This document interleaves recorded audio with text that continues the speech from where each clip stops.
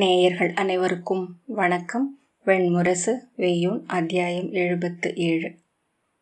தேர் வரைக்கும் துரியோதனனை கர்ணன் தன் தோள் வல்லமையால் தூக்கி கொண்டு சென்றான். துரியோதனனின் குறடுகள் தரையில் உரசி இழுபட்டன. நோயற்றவனைப் போல் மெல்ல முனகி கொண்டிருந்தான். துச்சாதனன் இயல்படைந்து துரியோதனனின் மறு கையை பற்ற வந்தபோது அவனை கர்ணன் விழிகளால் விலக்கினான். அரண்மனை படிகளில் அவர்கள் இறங்கி தேர் முற்றத்துக்கு வந்தபோது துரியோதனன் யானை மூச்சென பெரும் மூச்சு விட்டான். கர்ணன் தன் உயரத்தால் துரியோதனனை முழுமையாக தூக்கி நீட்டி தான் தூக்கிச் செல்வது போல் தோன்றா வண்ணம் தோளில் கை வளைத்து அழைத்துச் சென்றான். துரியோதனனின் தலை தாழ்ந்து தாழ்ந்து வந்தது. கர்ணனின் உள்ளம் தேர் எங்கே என்று தேடி சற்றே தோளில் இருந்து விலகிய போது தூக்கிய விசை குறைய துரியோதனன் மெல்ல முனகி தரையில் அமரப்போவது போல் கால் மடித்தான். உதவிக்கு ஓர் அடி எடுத்து வைத்த ஏவலனை விழிகளால் விலகச் சொன்ன கர்ணன் தேர் என்றான். துச்சாதனன் படிகளில் இறங்கி கை வீச அவர்களின் தேர் வந்து நின்றது. துரியோதனனை தூக்கி தேரில் ஏற்றி அமர வைத்து அருகே அமர்ந்து கொண்டான் கர்ணன். துச்சாதனன் தேருக்கு பின்னால் வந்த புறவியில் ஏறினான். துரியோதனன் உடலுக்குள் அவன் இருப்பது போல் தோன்றவில்லை. தேர் விரிந்த முற்றத்தை சகட ஒலி இல்லாமல் கடந்தது. எங்கு என்றான் தேரோட்டி. நமது மாளிகைக்கு என்றான் கர்ணன். தேர் பெருஞ்சாலையை அடைந்து விரைவு கொண்டது. இறந்த உடல் அசைவது போல் துரியோதனன் ஆடுவதாக ஒரு கணம் உள்ளத்தில் திகிழெல அவ்வெண்ணத்தை தலையசைத்து விலக்கினான். புறவிகளின் குளம்பூசை தன் தலைமேலேயே அடிகளென விழுவதாக உணர்ந்தான். ஒவ்வொரு மாளிகையாக விழிகளால் மெல்ல கடந்து சென்றான். அச்சாலை அத்தனை தொலைவிருக்கும் என்று அவன் அறிந்திருக்கவில்லை. கொடி பறந்த மாளிகைகளுக்கு முன்னால் புறவிகளும் பல்லக்குகளும் தேர்களும் செறிந்திருந்தன. சாலை எங்கும் பெருந்திரளாக சுழித்த மக்கள் களிவெறி கொண்டு கூச்சலிட்டு நடனமிட்டனர். காலையிலேயே ஆண்கள் மதுவருந்தி நிலையழிந்திருப்பதை காண முடிந்தது. வண்ண உடையணிந்த பெண்கள் எளிய உள்ளம் கொண்டோர் கூட்டத்தில் கலக்கும் போது மட்டும் அடையும் விடுதலையில் தெளித்து கொண்டிருந்தார்கள். விரைவு என்றான் கர்ணன். அவன் உளநிலையை உணர்ந்த சூதன் மெல்ல புறவியை தட்டினான். ஆனால் அச்சாலையில் அதற்கு மேல் விரைவாக செல்ல முடியாதென்று கர்ணனும் அறிந்திருந்தான். புறவி கால்களுக்கு நடுவே களிமகன்கள் எவரேனும் விழுந்துவிடக் கூடும். சாலையோரங்கள் முழுக்க ஆட்டர்களின் விடம்பனங்களும் மாயக்களியும் நிகழ்ந்தன. 8 கைகளுடன் ஒருவன் தேவன் என நின்றருளினான். உடல் பாம்பாக ஒருவன் நெளிந்தான். தன் தலையை வெட்டி கையில் இருந்த தாளத்தில் வைத்து ஒருவன் புன்னகை செய்தான். துரியோதனனிடம் இருந்து மெல்லிய குரட்டையொலி கேட்டது. கர்ணன் திரும்பி நோக்கினான். வாயில் எச்சில் வழிய துரியோதனன் துயின்று கொண்டிருந்தான்.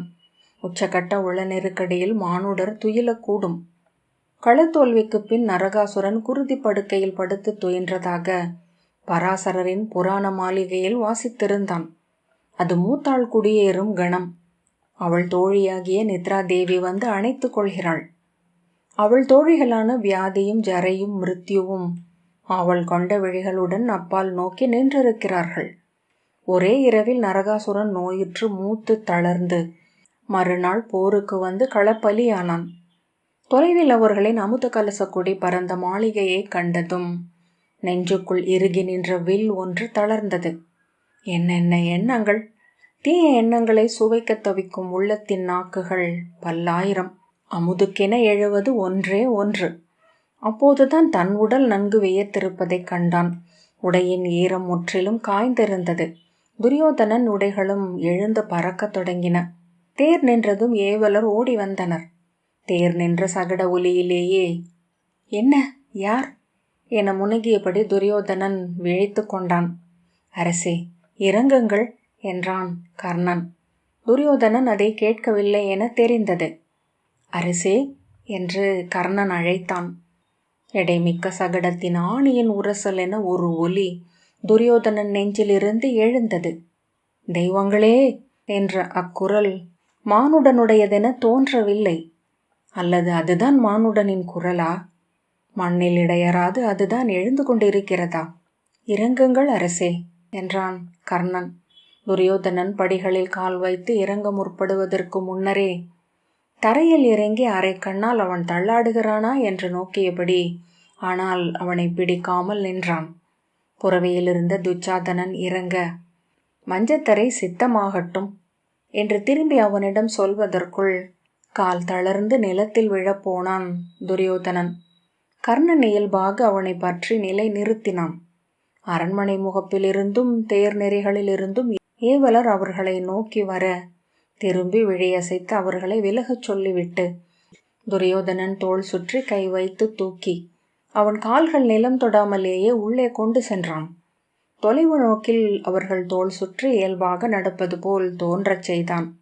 படிகளில் ஏறி இடைநாழியை அடைந்தான். வேங்கை வேட்டை எருமையை என படிகளில் துரியோதனனின் பேருடலை அவன் தூக்கிச் சென்றான். இடைநாழியின் மறு எல்லையில் மஞ்சத்து அறை முன் நின்றிருந்த அணுக்கன் ஓடி வந்து, "என்னாயிற்று? நோயிற்றிருக்கிறாரா?" என்றான். "ஆம்" என்றான் கர்ணன். "ஆனால் இது களிமயக்கென அறியப்படட்டும்." அணுக்கன் "ஆம்" என்றான். மறுபக்கம் துரியோதனனை பற்றி கொண்டான். கர்ணன் விலகி கொள்ள அணுக்கன் அரசனை உள்ளே கொண்டு சென்று மஞ்சத்தில் படுக்க வைத்து அவன் மேலாடையை அகற்றினான். கர்ணன் அணுக்கனிடம் "மது" என்றான். "என்ன மது?" என்றான் அவன். கர்ணன் இல்லை என்று கைவீசி, "அகிபீனா அல்லது சிவமூலி புகை" என்றான். "அரசே" என்று அவன் மெல்லிய குரலில் சொன்னான். அவர் தன்னை மறந்து இவ்விரவில் துயின்றாக வேண்டும். தலையசைத்த பின் விரைந்த காலடிகளுடன் அணுக்கன் வெளியே ஓடினான். துச்சாதனன் காலடிகள் ஒலிக்க உள்ளே வந்து, "மூத்தவரே" என்று தயங்கி அழைத்தான். கர்ணன் திரும்பி நோக்க படுக்கையில் மல்லாந்திருந்த துரியோதனனின் மூடிய இமைகளின் விரிசலில் இருந்து விழி நீர் ஊறி இரு பக்கமும் வழிந்து காதுகளை நோக்கி சொட்டி கொண்டிருந்தது. உதடுகள் இறுக மூடி இருக்க கழுத்து தசை வெட்டுண்டது போல் இழுபட்டு அதிர்ந்து அசைந்தது. என்றான் கர்ணன். "ஐவரில் எவரும் ஒரு சொல்லும் சொல்லவில்லையே மூத்தவரே" என்றான் துச்சாதனன். "தருமன் அங்கில்லை, பார்த்தேன்" என்றான் கர்ணன். "ஆம், அவர் அவையில் இருந்திருந்தால் இவ்வாறு நடந்திருக்காது" என்றான் துச்சாதனன். "போதும்" என்று கை காட்டி, "புகை விரைவில் வரட்டும்" என்றான் கர்ணன். துச்சாதனன் மேலும் ஒரு சொல் கொண்டு தவித்து அதன் பதற்றம் உடல் தசைகளில் தெரிய நிலை அழிந்த பின், "இல்லை மூத்தவரே, சொல்லாமல் இருந்தால் நான் இறந்து விடுவேன். மூத்தவரே, என்னால் அத்தருணத்தை கடக்கவே முடியவில்லை. நான் எளியவன் மூத்தவரே. ஒரு கணம் பீமனின் விழிகளை பார்த்தேன். அதில் தெரிந்த இழிந்த உள நிறைவை இனி என் வாழ்நாளில் மறக்க முடியாது" என்றான். "இழிமகன், இழிமகன்" என்று தன் பெருங்கைகளை ஒன்றுடன் ஒன்று சேர்த்து இறுக்கினான். அவன் கண்களும் உதடுகளும் புன்னகைத்தன. அங்கரே அவன் உடலே புன்னகை செய்தது. கர்ணன் மெல்ல உடல் அசைந்தான். "இழிமகன், கீழ்மகன். அவன் அரச குருதியினன் அல்ல, ஏதோ மலை அரக்கனின் மைந்தன்." பற்களை கிட்டித்து உடல் தசைகள் வில் நான் என இழுபட உடல் நிமிர்ந்தான். அவன் உடலில் நீர்பரப்புக்குள் இருந்து எழும் யானைகள் போல தசைகள் பொங்கின. எதிர்பாராத கணத்தில் வெடிப்போசையுடன் தன் வலக்கையை ஓங்கி நெஞ்சில் அறைந்து, "இன்று நான் இறந்துவிட்டேன் மூத்தவரே. என் நெஞ்சில் ஆலகாலம் நிறைந்து விட்டது. இனி ஒவ்வொரு கணமும் உமிழ்நீர் என அதை அருந்தியே நான் உயிர் வாழ முடியும். வெளியே செல்" என்றான் கர்ணன். "மூத்தவரே" என்றான் துச்சாதனன் நெஞ்சில் அம்பு பாய்ந்தவனின் முனகலாக. "வெளியே செல் மூடா." துச்சாதனன் தொண்டையில் நரம்பு வேர்கள் புடைத்தெழ, "முடியாது, செல்ல முடியாது" என்று கூவினான். "இதோ என் தெய்வம் விழுந்து கிடக்கிறது. நீங்கள் அருகிருந்தீர்களே மூத்தவரே. நீங்கள் அருகிருந்தும் எந்தைக்கு இது நிகழ்ந்ததே. இதைத்தானே நாம் இருவரும் அஞ்சினோம்" என்று பற்கள் கிட்டிக்க சொல்லி மெல்ல விம்மினான். துரியோதனன் தலையை அசைத்து, "யார்?" என்றான். அவனை சுட்டி காட்டி, "இதோ விழுந்து கிடக்கிறார் என் தேவன். இவர் இனி இக்கணத்தின் நஞ்சிலிருந்து மீள்வாரென நான் எண்ணவில்லை. இக்கணத்தில் இவர் உயிர் துறந்தால் உயிர் துறக்கட்டும். அவர் காலடியில் விழுந்து நானும் உயிர் துறக்கிறேன். இத்தருணத்தில் இருவரும் இறந்து விழுந்தால் மட்டுமே எந்தையர் விண்ணுலகில் இருந்து நிறைவு கொள்வார்கள்." "ஆம்" என்றான் துச்சாதனன். தாழ முடியா பெருவலியில் என கைகளை விரித்து தலையை அசைத்து அவன் சொன்னான். "குடியவை நடுவே, ஆரியவர்த்தத்தின் 55 நாட்டு அரசர்களின் விழி நடுவே, ஏவலரும் பெண்டிரும் சூழ்ந்திருக்க மறுகணம் தீப்பற்றி கொண்டது போல் அவன் உடலில் ஒரு துடிப்பு ஏறி கொண்டது. மீண்டும் அவன் கை பெருநாகம் பாறையில் பத்தி விரித்து அறைவது போல நெஞ்சத்தில் மோதி ஓசை எழுப்பியது. விழுந்தவர் ஹஸ்தி, பாரத வருஷத்தின் முதல் மன்னர். அங்கு பெருந்தோள் ஹஸ்தி விழுந்து கிடந்தார் மூத்தவரே. சிறுமை கொண்டு விழுந்து கிடந்தவர் என் மூதாதை. 3 ஏவலர் நிழல்கள் என உள்ளே வந்தனர். அவர்களின் கைகளில் புகையும் அனல் சட்டிகள் இருந்தன. அனல் மனம் அத்தருணத்தை மென்மையாக சூழ்ந்து கொண்டது. துச்சாதனன் பெரும் மூச்சுடன் உடல் தளர்ந்தான். அணுக்கன் அனற்குடுவையை கீழே வைத்து அதனுடன் இணைக்கப்பட்ட குழாயை துரியோதனன் மூக்கருகே கொண்டு வந்தான். பிரிதொருவன் அதன் அருகே அமர்ந்து அவ்வணலில் சிவமூலிக்காயின் உலர்ந்த தோலை தோய்த்து நிழலில் உலர வைத்த மென் பஞ்சை வைத்து மெல்ல விசிறினான். புகை எழுந்து மூச்சில் கலந்ததும் துரியோதனன் இருமுறை கமறி விழித்து கொள்ளாமலேயே கையூன்றி எழ முயன்றான். கர்ணன் குனிந்து, "படுத்துக்கொள்ளுங்கள் அரசே" என்றான். துரியோதனன், "இல்லை, நான் கிளம்ப வேண்டும். படைகள் நின்றிருக்கின்றன" என்றான். "படுத்துக்கொள்ளுங்கள்" என்று உரத்த குரலில் கர்ணன் சொன்னான். துரியோதனன் குழந்தையைப் போல தலையை அசைத்து மல்லாந்தான். மீண்டும் அவன் முகத்தில் அணுக்கன் சிவமூலி புகையை செலுத்த இருமத் தொடங்கினான். அணுக்கன் குழாயை அகற்றி சற்றே நீரை எடுத்து அருந்த கொடுத்தான். நீரை அருந்தியதும் அவன் வாயை மர உரியால் துடைத்துவிட்டு மீண்டும் புகை அளித்தான். பிறகு அவனே புகையை விரும்பி இழுக்கத் தொடங்கினான். குழந்தை முலையருந்துவது போல முண்டி முண்டி புகையேற்றான். வாய் கோணலாகியது. இமைகள் அதிர்ந்து அதிர்ந்து மெல்ல அடங்கின. இறுகிய விரல்கள் ஒவ்வொன்றாக தளர்ந்து விடுபட்டு விரிவதை கர்ணன் பார்த்தான். கால்கள் இரு பக்கமும் சரிந்தன. தாடை விழுந்து வாய் திறந்தது. கைகள் சேக்கை மேல் இனி இல்லை என மல்லாந்தன. துரியோதனன் முற்றிலும் தளர்ந்து மஞ்சத்தில் படிந்தான். அணுக்கன் குழாயை விலக்கி எடுத்துச் செல்லும்படி கை காட்ட ஏவலர் குடுவையை அகற்றினர். அணுக்கன் சென்று அறைச்சாளரங்களை திறந்தான். சீரான மூச்சொலியுடன் துரியோதனன் துயிலத் தொடங்கினான். கர்ணன் நீள் மூச்சுடன் அணுக்கனிடம், "பார்த்து கொள்ளுங்கள், இங்கு எப்போதும் துணை இருக்க வேண்டும்." அவன் தலை வணங்கினான். கர்ணன் இடைநாழிக்கு செல்ல அவனை தொடர்ந்து வந்த துச்சாதனன் விம்மலை அடக்கி அம்மூச்சு தொண்டை மீற சிறு கேவல் ஒலி எழுப்பினான். கர்ணன் திரும்பி பார்க்கவில்லை. மீண்டும் கமறி மூச்சை அழுத்த சிந்தினான் துச்சாதனன். அவர்களின் காலடிகள் உரையாடல் போல ஒலித்தன. அம்மாளிகையின் நரம்பு துடிப்பு என. நெடுந்தொலைவில் நகரத்தின் முரசொலி நாய்க்குரப்பு போல கேட்டது அது. கர்ணன் இடைநாழியின் எல்லைக்கு சென்று படிகளில் இறங்கத் தொடங்க அவனுக்கு பின்னால் வந்த துச்சாதனன், "தம்பியர் அனைவரும் இந்நேரம் அறிந்திருப்பார்கள். அவர்கள் இங்கு கிளம்பி வந்து கொண்டிருப்பார்கள் மூத்தவரே" என்றான். குரல் தழைய, "அவர்கள் விழிகளை ஏறிட்டு நோக்க என்னால் இயலாது.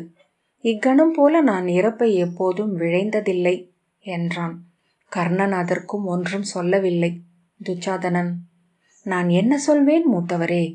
படிகளில் நின்ற கர்ணன் திரும்பி, "இன்று மாலையே நாம் அஸ்தினபுரிக்கு திரும்பிச் செல்கிறோம். அவர்களிடம் சித்தமாக இருக்கச் சொல்." துச்சாதனன், "ஆணை" என்றான். பிறகு, "மூத்தவர்" என்றான். "அகிபீனாவின் புகையிலேயே அவர் வரட்டும். அஸ்தினபுரியில் அவர் தன் நினைவு மீண்டால் போதும்" என்றான் கர்ணன்.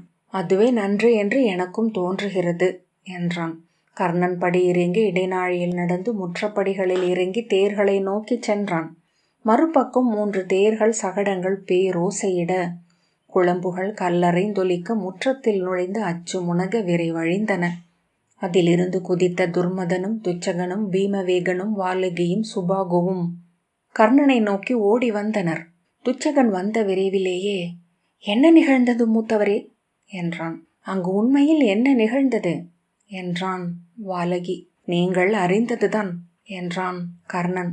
துச்சாதனன், "மூத்தவர் இழிவுபடுத்தப்பட்டார். அவர் யவன மதுவை மிகுதியாக அருந்தி நிலையழிந்து விழுந்ததாக பாழ்ச்சொல் சூதரங்கே பாடிக்கொண்டிருக்கிறார்கள்" என்றான் வாலகி. "ஆம், அப்படித்தான் பாடுவார்கள்" என்றான் கர்ணன். "ஒரு வெற்றி என்றால் அதை முழுமை செய்யவே அரசியல் சூழ்மதியாளன் முயல்வான். ஆரியவர்த்தத்தின் அரசர்களின் கண் முன்னே நிகழ்ந்திருக்கிறது" என்றான் துர்மதன் கை தூக்கி உரத்த குரலில்.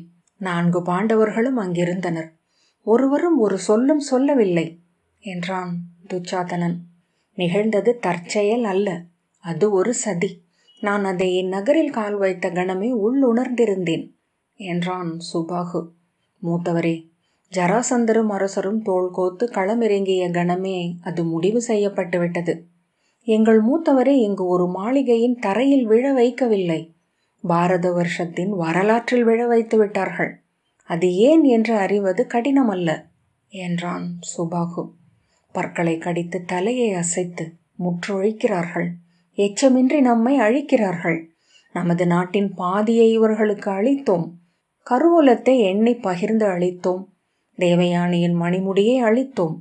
அவர்களுக்கு அதெல்லாம் போதவில்லை. அவள் அமர விரும்பும் அரியணை பாரத வருஷத்தின் தலைமேல் போடப்பட்டது. அதை அடைய முதலில் அழிக்கப்பட வேண்டியது அஸ்தினபுரிதான் என்றான். மூத்தவரே, அங்கிருக்கும் அத்தனை மன்னர்களும் மூத்தவரை நோக்கி நகைத்த அக்கணம் அவர்கள் திட்டமிட்டு உருவாக்கியது. பாரத வருஷத்தின் சக்கரவர்த்தி என்று எண்ணி என் தாய் பெற்றெடுத்த மைந்தர் அவர். ஹஸ்தியின் மணிமுடியை சூடியவர். இந்திரனால் சிறகரித்து வீழ்த்தப்பட்ட மாமலை போல அங்கு கிடந்தார்.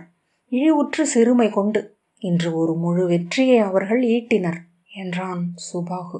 துச்சகன், அவள் மூத்தவரை நோக்கி நகைத்தாள் என்று அறிந்தேன். ஒரு முழு நகைப்புக்கு கூட தகுதியற்றவர் என்பது போல புன்னகைத்து திரும்பிக் கொண்டாள். பாரத வருஷத்தின் எந்த அரசனும் இதற்கிணையாக இழிவடைந்ததில்லை. சொல்லுங்கள் மூத்தவரே, நாங்கள் என்ன செய்ய வேண்டும் என்றான். இரு கைகளாலும் நெஞ்சை ஓங்கி அறைந்து, என்ன செய்வது? நகர் மீண்டு நம் படை அனைத்தையும் கொண்டு இங்கு வருவோம். இப்பெருநகரை இடித்தழிப்போம். இங்குள்ள ஒவ்வொரு மாளிகையையும் கற்குவியலாக்குவோம். ஒவ்வொரு ஆண்மகன் தலையையும் அறுப்போம். பாண்டவர்கள் தலைகளை கொய்து கொண்டு சென்று அஸ்தினபுரியின் கோட்டை முகப்பில் வைப்போம். அவள் தலை பற்றி இழுத்துச் சென்று நமது உரிமை மகளிருக்கான சாலையில் தள்ளுவோம். ஆண்களுக்குரிய வழி அது ஒன்றே. பிற அனைத்தும் நம்மை மேலும் இழிவடையவே செய்யும் என்றான் துச்சலன். தன்னை சூழ்ந்து பற்றி எரிபவர்கள் போல் உடல் பதற, விழிகள் நேர் கோர்க்க, தொண்டை இடற, நரம்புகள் கைகளிலும் கழுத்திலும் புடைக்க, கூவி கொண்டிருந்த கௌரவரை கடந்து முற்றத்தில் இறங்கினான் கர்ணன். மேலும் மேலும் கௌரவர்கள் தேரிறங்கி கூச்சலிட்டபடி அரண்மனை நோக்கி வந்து கொண்டிருந்தனர். கர்ணன் திரும்பி பார்க்க அருகே நின்ற வீரன் தலை வணங்கினான். அவன் கையில் இருந்த குதிரையின் கடிவாளத்தை வாங்கி கால் சுழற்றி ஏறி உதைத்து கிளப்பி முழு விரைவில் சாலையை நோக்கி பாய்ந்தான். வெய்யோன் 77வது அத்தியாயம் இத்துடன் நிறைவு பெற்றது. நன்றி.